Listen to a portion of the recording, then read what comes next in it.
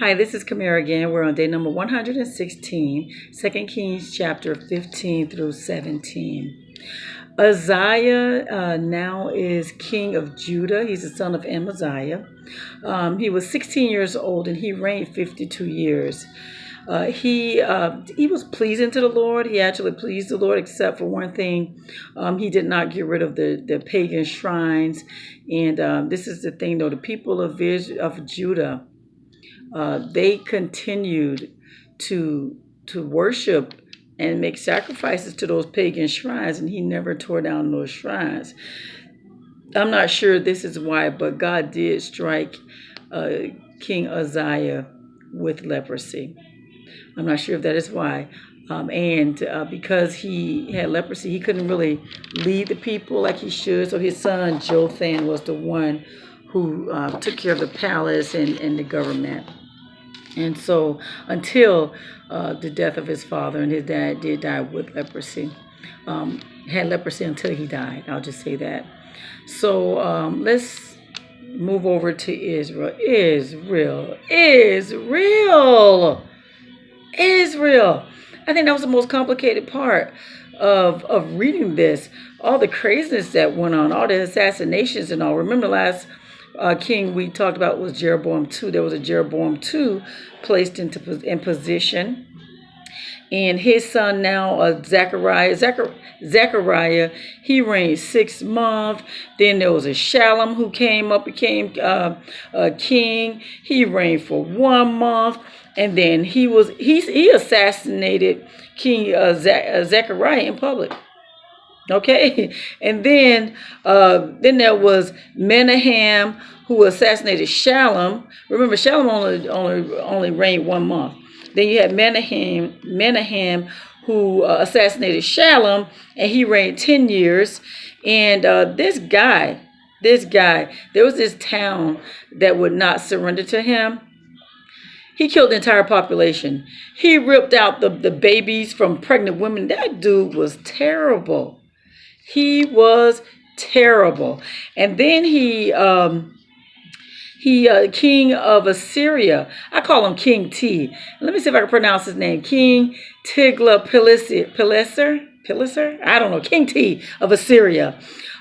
He invaded Israel, and this guy, he paid off. He extorted from the rich. When I say this guy, King Menahem of Israel, he extorted from the rich to collect 37 tons of silver to pay off the king of Assyria, King T. And he backed off, right? And he also, if I'm not mistaken, needed help strengthening his royal position. I'm not certain. But yeah, he paid him off 37 tons of silver. After him was King Pekaliah. He reigned for 2 years in Israel. And then there was King Pekah. I believe King Pekah, he assassinated Pekaliah, but he reigned for 20 years. And King T came back. This was like maybe 12 years later. He came back and he attacked Israel. And and he captured some towns and some regions of Israel. I mean, major regions like what were some of the regions? Gilead, oh my gosh, Galilee, and Naphtali. I believe those were the regions that he had captured of Israel. Guys, keep in mind where the children of Israel came from and what God had blessed them with and how he's allowing this to happen. But he said this would happen if they abandoned him, if they turned their back on him. It's like, you guys don't know God. You know God, but you don't want to serve him. You want to serve these idols. And so everything that God bless you with, you want to take advantage of. So God is allowing the enemy to take these things. So let's go back to Judah. And Judah, remember, Jotham was assisting his father with taking care of the palace and the government because his father, Uzziah, had leprosy. And so he became king, though, in the second year of Pekah. In the second year of Pekah, he reigned for 16 years. And get this, Jotham, Jotham, he actually followed the Lord, and he rebuilt the upper gate to the temple of God. But he didn't tear down the shrines either. See, by him not tearing down these shrines, the people, Israel, were still worshiping these idols. And you have to ask yourself, why aren't you tearing these down? You are the king. Did those kings fear the people's reaction? Is that why they didn't tear down these shrines? Or were they still somehow worshiping these idols? I don't know. But it says that these last couple of kings actually followed God. But they didn't tear down these shrines. Why didn't you tear down these shrines? Children of Israel was still worshiping these shrines. See, even though the kings were doing good in Judah, around them, the people were still doing evil. Okay, so it was the entire people who made up Israel, who made up Judah. And if they were doing bad, then God was not happy, and big things happened to the kingdoms. If if a huge amount of people, a great amount of people are doing wrong like that. And so we'll see what happens. And so, Jotham actually followed God. Now, after him, there was Ahaz. He came into place in Judah the 17th year of Pekah. Pekah was Israel king, remember? And Ahaz, he reigned for 16 years. This dude here. Remember, with the kings of Judah, they come from the lineage of David. So then you had, after Jotham, you had his son Ahaz. And Ahaz did not follow God. He actually did those detestable things that other nations did, like Israel. They have where they worship. That's how Ahaz was worshiping. He even did something crazy stuff like sacrificing his son in fire. And he followed the examples of Israel's way of serving. So get this. God sends the king of Aram and the king of Israel. So you have Rezin, the king of Aram, and you had Pekah, the king of Israel. They besieged Israel or Samaria. And they invaded Israel. I mean, it's horrible what was going on with the children of Israel and Judah. Don't forget who they are. They were God's chosen people. And God had told them over and over and over again not to follow those idols. Keep that in mind as you read this. I know this can be a lot to read when you're reading it. So that's why I had to write this down, because there are things I did not want to forget to mention in this. So Ahaz, what he did was he called on King T of Assyria for help. And this dude here, he removed all the silver and gold from the temple. He removed the treasuries from the palace as payment to King T to help him. He's like, help me, I got this King Rezin of Aram and this King Pekah of Israel all over me. I need help. So what he does is he kills King T kills King Rezin of Aram, and he takes their people, the population. Now he attacks Damascus. Damascus is the capital of Aram, and he takes the population into captive. And so, get this though. Once Ahaz was good, he went and visited the king of Assyria, and he sees the altar that he has in Assyria, and he imitates that, and he tells the priest Uzziah to make a replica of it. Isn't that something? And after that, he just changes all kind of things in the temple. It's all in there. Guys, read this. And when you read this, think about where the children of Israel came from, where God took them to, the promises he made to them throughout so much. He repeated himself so much that when you read that section of the Bible, you probably got tired of it. We got it. Follow God. Don't abandon God. God's going to do this if you don't. But if you obey him, he's going to do this. We probably got tired of reading that back then. But look at what's happening now. So get this. Hoshea is now the king of Israel, right? Okay. He's the king of Israel. This guy, he assassins King Pekah. So these people are ruthless. He assassins King Pekah. Well, God allows this to happen, really. And he ruled for 9 years. He came into play the 12th year of Ahaz. Okay. No, he came into play. Did I get it confused? I'm telling you guys, this mess was crazy. Hoshea came into place. Hoshea came into place. He assassinated King Pekah, and he ruled for 9 years. And yeah, he was not as evil as the other kings of Israel, but he did not follow God. He still did evil things, but he was not as evil as the previous kings. Oh my God, there's so much here, right? And King Shalmaneser of Assyria, he attacked Hoshea, and he forced him to pay tribute. Hoshea stopped, and he sought the king of Egypt, King So of Egypt, to help him. And when King Shalmaneser heard of that, he captured Hoshea and he imprisoned him. Okay, so Shalmaneser was the king of Assyria. All right, so get this. After he imprisoned Hoshea, he invaded the entire land of Israel. He besieged Samaria. And in the 9th year of King Hoshea, Samaria fell. And the people of Israel were exiled to Assyria. They were exiled to Assyria.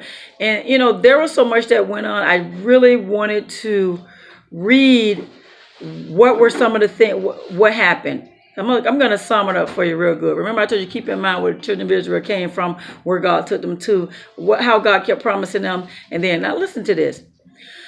I'm reading from 2 Kings chapter 17. You guys know I don't usually read from the word. I just try to do it, give you the summary just from, summarizing it by memory. But look at this. I have to read this. The disaster came upon the people of Israel because they worshiped other gods. They sinned against the Lord their God, who had brought them safely from Egypt and had rescued them from the power of Pharaoh, the king of Egypt. They had followed the practices of pagan nations the Lord had driven from the land ahead of them, as well as the practices of kings of Israel had introduced. The people of Israel had also secretly done many things that were not pleasing to the Lord their God. They built pagan shrines for themselves in all their towns, from the smallest outposts to the largest walled cities. They set up sacred pillars and Asherah poles at the top of every hill and under every green tree. They offered sacrifices on all the hilltops, just like the nations the Lord had driven from the land ahead of them. So the people of Israel had done many evil things, arousing the Lord's anger. Yes, they worshiped idols, despite the Lord's specific and repeated warnings.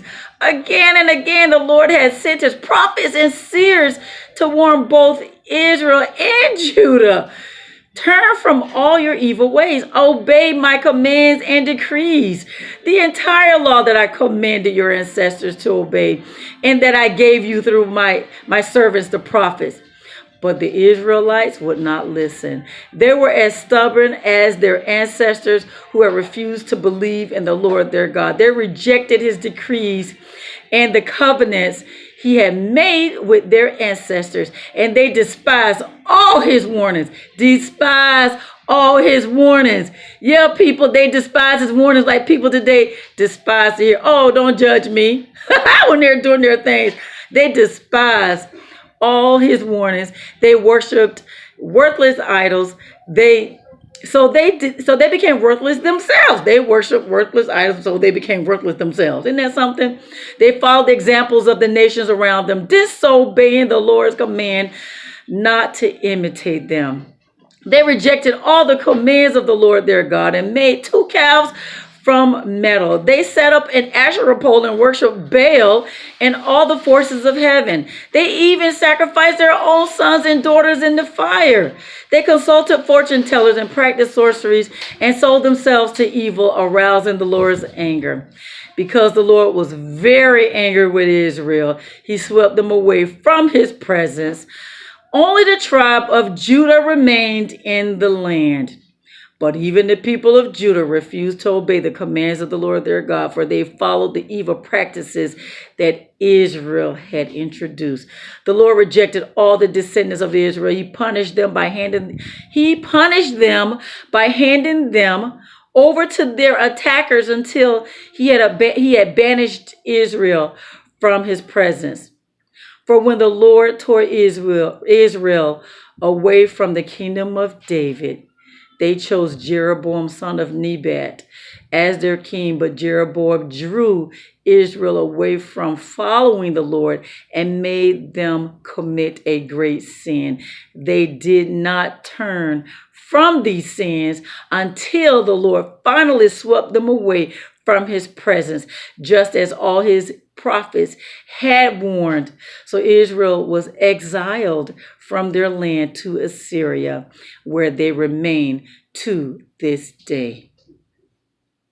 That's heavy, that's deep. That's why I had to read it word for word. You guys, we're on day number 116. We saw the beginning. We heard the repeated warnings. We saw where Israelites came from and what God took them to. And we saw what had happened and why Israel, exiled to Syria, even now today. This is serious, guys. That's on a larger scale. On a smaller scale, guys, your personal lives, it counts. It counts. You cannot control the people around you as far as outside your home.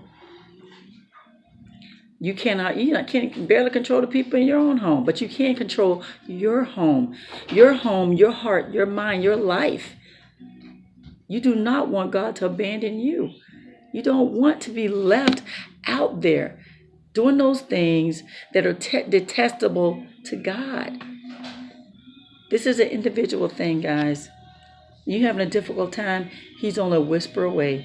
You can just call on him. And one thing about God, he says, acknowledge him in everything. Call him. He answers. Anything you ask according to his will. You think he don't want to forgive you for your sins? You think he don't want to help you to please him?